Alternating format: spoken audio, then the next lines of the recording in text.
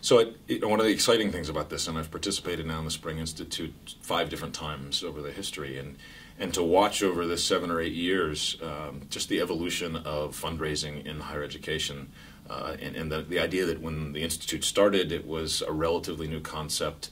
There weren't many established institutions that were funding development or launching development programs.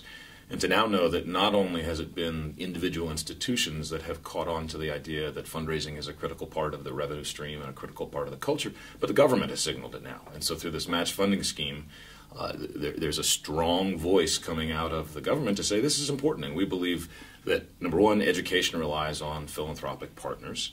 And number two, that it's the institution's responsibility to build as much capacity as they can internally, so that over time and over the next 20 years and 30 years and generations, institutions will have that sustaining piece of philanthropic revenue. So, the fact, if you look at the evolution of fundraising, and other than a couple obvious examples of those that have been doing it for decades, with the new institutions that are just embarking in the last decade, to have this kind of signal and sort of this acceptance throughout the culture and society to say this is important, and it's important that we support it and institutions fund for it.